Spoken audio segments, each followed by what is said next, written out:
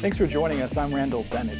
April 22nd marks Earth Day, and of course in the tech world that means we're talking about all about green technology. To bring in some experts who know what they're talking about, we're going to talk to Rachael Brownell of supereco.com. She's the managing editor there. Rachael, thanks for being with us. Thanks. We also have Marilyn Sanford from the CEDIA Green Task Force. She's the head of that task force. Marilyn, thanks for being with us on the phone. Yeah, it's a pleasure. So let's talk for a second about green technology and at the most basic level. So everyone who is on Earth Day, you're thinking about green once a year, and of course Rachel's thinking about this every day, as well as Marilyn. So what can a regular person do, Rachael, who is just trying to go green, add a little bit of energy conservation in their life maybe, or just trying to help the planet out? What's the easiest way for a person to go green with gadgets? With gadgets, well, it's a lot of us have those power strips that protect from surges. If you go a little bit deeper and buy a smart power strip, which times all of your appliances and your electronics, you'll just save that much more electricity. And the good news there is that you'll also save your own costs. So it's a really quick and easy way for tech people to save money and to save energy. So I think a lot of people don't realize that almost all gadgets actually use extra energy, so these power strips can kind of, shut them off when they're not in use. Is that kind of the idea?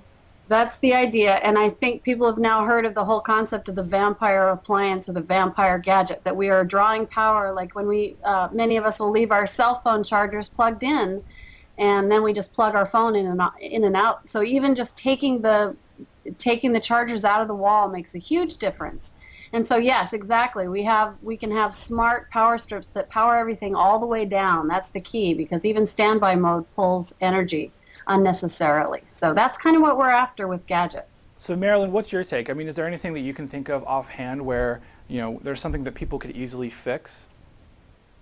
Yeah, I think the vampire load is really valid, and we've become pretty sloppy, I think, with our electronics, leaving them on, whether it's entertainment electronics or our computers. So that's a first very simple approach.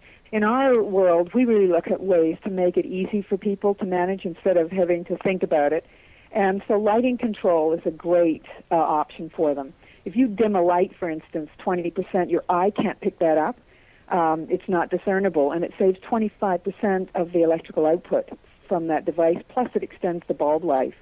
So you can do this through a control system, which makes it very simple and automatically brings it into that 80%, or you can make sure you've got dimmers on all of your devices and you keep it down, because it reduces, as I say, the life of or increases the life of the bulb and reduces the power usage. It's a pretty interesting idea. I mean, I guess as a home theater nerd myself, I always dream of having that perfect home theater where you push one button and it turns down all the lights and all that stuff. It's kind of interesting to think maybe using that same management system all the time to save some electricity. It sounds pretty interesting.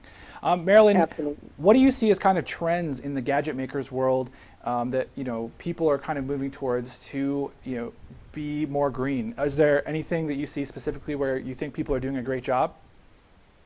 Yeah, I do. I would go to lighting control. I'd also go to heating control. For years we've had the smart thermostats. Well, now, because we're integrating, networks in the homes, devices are talking to each other, I arm my system and leave for the day. It knows I've gone and it can set back my temperature. So we're not trying to remember to do that, nor are we on an automatic regime that may not fit our lifestyle. Those are great out there right now choices for consumers. But there's also, you and I were speaking earlier, this whole digital move, and the implications for the environment are pretty strong. If, for instance, you're not going out and buying a CD or buying a DVD, and in fact you're doing externally, digitally, downloading your music and downloading your movies, it's a tremendous impact on the environment, much easier for homeowners, not getting in your cars and driving down to rent things. And I see that as a major change and shift over the next 5 to 10 years. That's pretty interesting.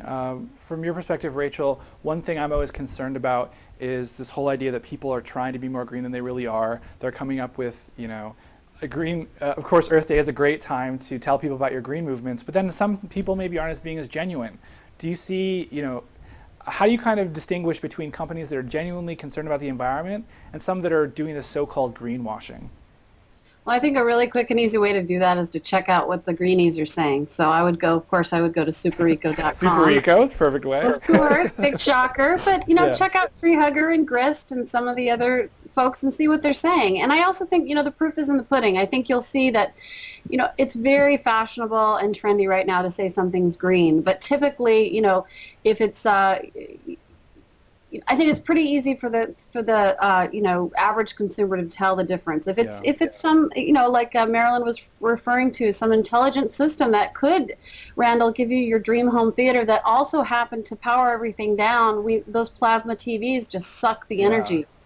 What if we could, those kinds of things are so cutting edge, and there's a lot of new technology that I think is intrinsically valuable.